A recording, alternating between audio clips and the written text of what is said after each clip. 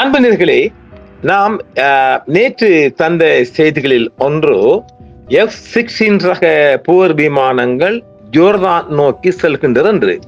இன்று பாகிஸ்தானில் இருந்து அமெரிக்காவின் F-15 போர் விமானங்களும் படைகளும் சவுதி அரேபியா செல்கின்றது. அது ஒரு செய்தி. மற்றும் 300 வெளிநாட்டு மொசாட் மற்றும் CIA உளவாளிகள் ஈரானில் கைது செய்யப்பட்டிருக்கின்றார்கள். அது ஒரு செய்தி. மற்றொரு செய்தியாக ஜெர்மனியை தளமாக கொண்ட முஹாஜிரின் ஹால்க் ஆர்கனைசேஷன், இது ஒரு முஸ்லிம் இயக்கம் ஒன்று ஜெர்மன்ல தலைமைத்துவம் இயங்குது. மிகப்பெரிய 2 தலைவர்களை ஈரானிய பாதுகாப்பு அமைச்சகம் கைது செய்திருப்பதாக உத்தியோகபூர்வமாக அறிவித்திருக்கின்றது. இந்த 3 செய்திகளையும் பற்றி தான் நாம் இன்று காவி வந்திருக்கின்றோம். நம்முடைய தொழிலே, அதாவது ஒரு ஊடகர் என்பவர் அவருடைய தேடல் எப்பொழுதும் செய்தியாகத்தான் இருக்கும். உலகத்தில் நடக்கின்ற மூலை முடுக்கெல்லாம் நடக்கின்ற செய்திகளை காவி வருவதுதான் ஒரு ஊடகரின் ஒரு தனி பொறுப்பாக இருக்கும். எங்களுக்கு ஊடகம்தான் உலகம், ஊடகம்தான் செய்தி, ஊடகம்தான் எமது மூச்சு என்கின்ற போது நாம் செய்திக்குள்ளே இருக்க வேண்டிய ஒரு தேவை நமக்கு இருக்கின்றது. இப்பொழுது ஈரான் முழுவதும் வெளிநாட்டு ஆதரவு கலவரங்களின் பின்னர் 300 தலைவர்கள் கைது செய்யப்பட்டிருக்கின்றதாக ஈரானிய புலனாய்வு அமைச்சகம் இன்வெஸ்டிகேஷன் மினிஸ்ட்ரி அறிவித்திருக்கின்றது. இன்றைய திங்கள் செய்திகளாக உங்கள் நாளை காலை இந்த செய்தி அடைய போகின்றது. ஈரானின் புலனாய்வு அமைச்சகம் நாட்டில் சமீபத்தில் நடந்த வெளிநாட்டு ஆதரவு கலவரங்களில் தொடர்புடைய 300க்கும் மேற்பட்ட முக்கிய செயல்பாட்டாளர்கள் மற்றும் கும்பல் தலைவர்கள் கைது செய்யப்பட்டுள்ளதாக தெரிவித்துள்ளது. கலவரம் மற்றும் நாச வேலை செயல்களுக்கு பொறுப்பானவர்களை கண்டறிந்து அறிக்கை அளித்த குடிமக்களிடமிருந்து வந்த அறிக்கைகளை தொடர்ந்து இந்த கைதுகள் மேற்கொள்ளப்பட்டதாக அமைச்சகம் தெரிவித்திருக்கின்றது. நாம் ஏற்கனவே சொன்னமில்லை, 31 மாகாணங்களிலும் கலவரங்களையும் நாச வேலைகளை முன்னின்று நடத்திய நாசகார தலைவர்கள் இவங்க சரிதானே. கலவரம் மற்றும் நாச வேலைகளுக்கு செயல்களுக்கு பொறுப்பானவர்களை கண்டறிந்து அறிக்கை அளித்த குடிமக்களிடமிருந்து வந்த அறிக்கைகளை தொடர்ந்து இந்த கைதுகள் மேற்கொள்ளப்பட்டுள்ளதாக இந்த அமைச்சகம் அறிவித்திருக்கின்றது. பொதுமக்களின் உதவியின் விளைவாக குற்ற செயல்களுடன் தொடர்புடைய 300க்கும் மேற்பட்ட முக்கிய நபர்களை பாதுகாப்பு படையினர் வெற்றிகரமாக கண்டுபிடித்து தடுத்து வைத்துள்ளனர் என்றும் அது கூறியது. பொதுமக்களால் பகிரப்பட்ட சில தகவல்கள் சமீபத்திய கலவரங்களின் போது மக்களுக்கு தீங்கு விளைவிக்கக்கூடிய அல்லது பாதுகாப்பு பணியாளர்களை தாக்க நோக்கமாக கொண்ட ஆயுதமேந்திய பயங்கரவாத குழுவை பிடிக்க வழிவகுத்துள்ளதாகவும் இந்த அமைச்சகம் அறிவித்திருக்கின்றது. இந்த அச்சுறுத்தல்களை புகாரளிப்பதில் பொதுமக்களின் ஒத்துழைப்பு, செயல்பாட்டு மற்றும் கள பிரிவுகளின் மன உறுதியை வீழ்த்தியுள்ளது என்றும் அறிக்கையில் தெரிவிக்கப்பட்டிருக்கின்றது. வன்முறையில் பல பாதுகாப்பு படையினர் காயமடைந்திருந்தாலும் அவர்கள் தங்கள் பணிகளை தொடரவும் பணியில் இருக்கவும் உறுதி பூண்டுள்ளனர். ஆயுதமேந்திய பயங்கரவாதிகள் மற்றும் சமீபத்திய கலவரக்காரர்கள் பற்றிய எந்த ஒரு தகவலையும் முன்வந்து பாதுகாப்பு முயற்சிகளை ஆதரிக்குமாறு குடிமக்களை அமைச்சகம் கேட்டிருக்கின்றது. அதாவது இந்த கலவரத்தின் போது பொதுமக்களுக்கு இடைஞ்சல் மற்றும் துன்புறுத்தல், காயங்கள் ஏற்படுத்திய பயங்கரவாதிகள் எந்த மூலை முடுக்கில் இருந்தாலும் அவர்களை எல்லாம் கைது செய்வதற்காக பொதுமக்கள் தங்களுடைய அறிவித்தல் அல்லது தகவல்களை வழங்குமாறு அந்த பாதுகாப்பு அமைச்சகம் ஒலிபரப்பு மூலமாக பாகிஸ்தானுக்குள்ளே அறிவித்திருக்கின்றது. அந்த வகையில் தொடர்ச்சியான கைதுகள் இடம்பெற்று வருகின்றது. கடந்த மாத இறுதியில் ஈரான் முழுவதும் பொருளாதார நெருக்கடி குறித்த அமைதியான போராட்டங்கள் வன்முறையாக மாறியதால் அமெரிக்க மற்றும் இஸ்ரேலிய ஆட்சி நபர்களின் பொது அறிக்கைகள் நாசவேலை மற்றும் ஒழுங்கீனத்தை ஊக்குவித்ததை தொடங்கியது.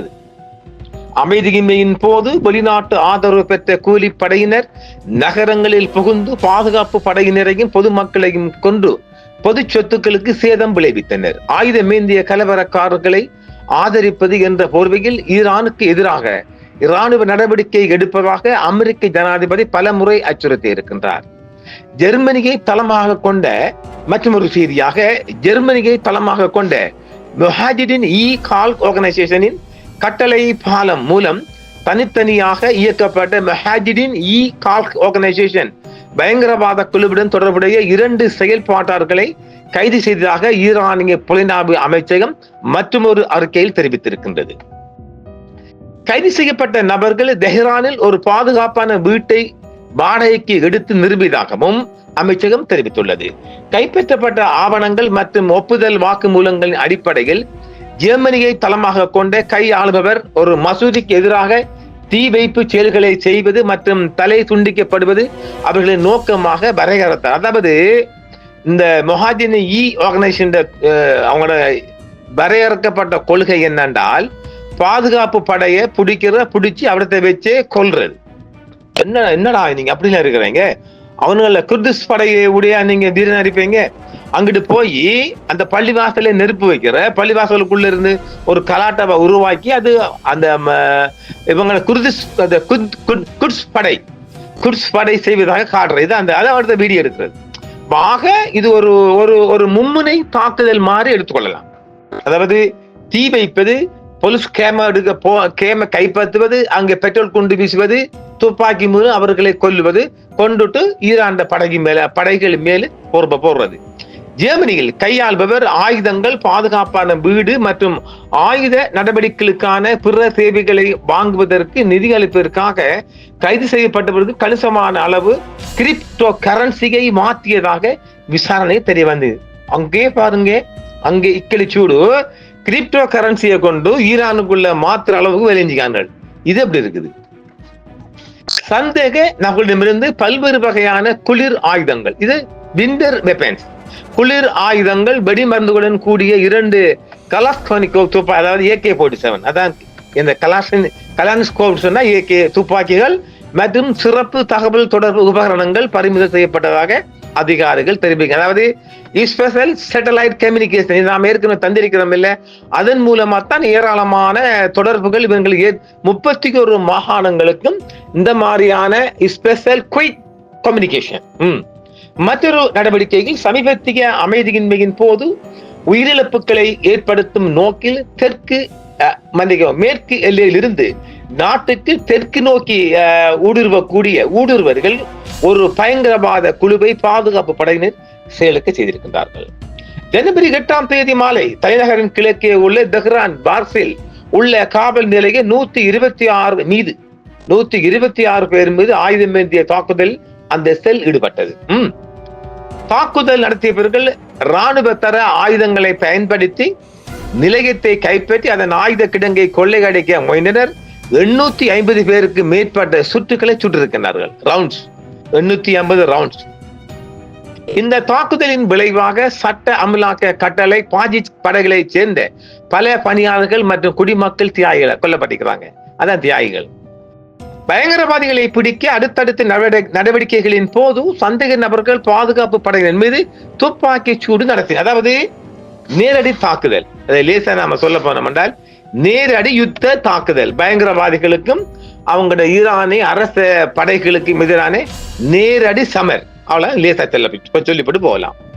அதைத் தொடர்ந்து நடந்த மோதல் ஒரு ஆயுதமேந்திய பயங்கரவாதி கொல்லப்பட்டார். மேலும் 4 பேர் கைது செய்யப்பட்டனர். பணியின் போது தெஹ்ரான் மாகாண புலனாய்வு அமைப்பை சேர்ந்த 2 செயல்பாட்டாளர்கள் கொல்லப்பட்டனர் மற்றும் 2 பேர் காயமடைந்தனர். கடந்த மாத இறுதியில் அமைதியான போராட்டங்களை தொடங்கிய போராட்டங்கள் படிப்படியாக வன்முறையாக மாறியது. கலவரக்காரர்கள் நாடு முழுவதும் நகரங்களில் புகுந்து பாதுகாப்பு படையினரையும் பொதுமக்களையும் கொன்று பொது உட்கட்டமைப்பை தாக்கினர், சேதமாக்கினர். ஈரானிய அதிகாரிகள் கலவரங்களை, பயங்கரவாத செயல்களையும் அமெரிக்கா மற்றும் இஸ்ரேலிய ஆட்சியுடன் தொடர்புபடுத்திக் உள்ளனர்.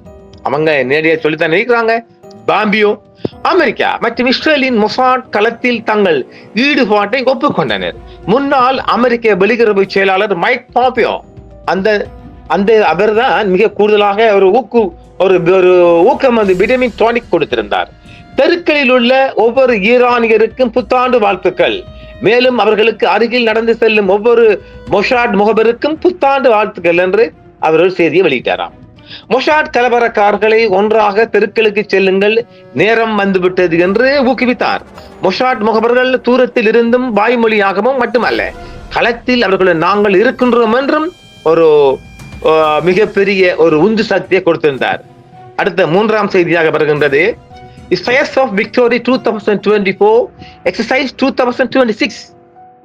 அதாவது ஒரு சவுதி அரேபியாவில் நடக்கின்ற ஒரு பயிற்சிக்காக, அதாவது என்ன F-16 பயிற்சிக்காக ஜனவரி 19 இன்று பாகிஸ்தான் விமானப்படை பணியாளர்கள் F-16 போர் விமானங்களுடன் இன்று பயணிக்கிறார்கள் சவுதி அரேபியா நோக்கி. எதற்காக? அதாவது நாம் நேற்றைய கொடுத்திருந்த அமெரிக்காவின் F-16 விமானங்கள் ஜோர்தானை நோக்கி வந்துவிட்டது. இப்பொழுது அந்த பயிற்சிக்காக அந்த விமானம் வந்துட்டு இல்ல, இப்ப இவங்களோட அமெரிக்காவின் கூட்டுறவு நட்புறவு நேச நாடுகள் என்ற அடிப்படையில் சவுதியில் 20ஆம் தேதி இன்று முதல் 21ஆம் தேதி 21ஆம் தேதி முதல் தொடர்ந்து 3 தினங்கள் இந்த விமான பயிற்சி ஒன்று சவுதி அரேபியாவில் நடைபெற போகின்றது. அதற்காக அதுக்கு பேர் வச்சுக்கோங்க, Fires of Victory 2026. வென்றுவீங்க எக்ஸசைஸ் பயிற்சி 2026 என்று சொல்றாங்க. அந்த பயிற்சிக்காக பாகிஸ்தான்ல இருந்து இன்று 19ஆம் தேதி வெளிக்கிட்டு இருக்கிறாங்க. அந்த படத்தை நீங்க பார்க்கலாம். 11 நாடுகளின் படைகள் உள்ளடக்கிய பன்னாட்டு போர் பயிற்சிக்காக அங்க வந்துதானே போறோண்டு. இப்ப சொல்லுங்க, வளைகுடா அமைதியாக இருக்குது, போர் மேகங்கள் சூழ்ந்த வண்ணம் இருக்கின்றது. போர் பயிற்சிக்காக பாகிஸ்தான் சவுதி அரேபியாவிற்கு F-16 போர் விமானங்களை அனுப்பியதாக அந்நாட்டு ராணுவ ஊடக பிரிவு இன்று திங்கட்கிழமை தெரிவித்திருக்கின்றது. இன்று சர்வீஸ் பப்ளிக் ரிலேஷன் படி பாகிஸ்தான் படைப்பிரிவு விமானப்படை மற்றும் தரைப்படை குழுவுடன் கிங் அப்துல் அசீஸ் விமான தளத்திற்கு வந்து சேர்ந்திருக்கின்றார்கள். Fires of Victory 2026 எக்ஸசைஸ் பயிற்சியில் இணைந்து கொள்வதற்காக Saudi Arabia, France, Italy, Greece, Qatar, Bahrain, Jordan, பிரித்தானியா மற்றும் அமெரிக்கா நாடுகள் பங்கேற்கின்றன. இது எப்படி இருக்குது? இந்த நாடெல்லாம் சேர்ந்து ஈரானுக்கு அடிக்கணும்.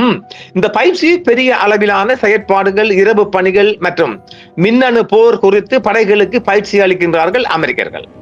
பங்கேற்கும் விமான படைகளிடையே ஒருங்கிணைப்பு மற்றும் செயல்பாட்டு திறன்களை மேம்படுத்துவதற்காக இந்த நோக்கத்திற்காகவே இந்த விமான பயிற்சி சவுதியில் நடைபெறுகின்றது.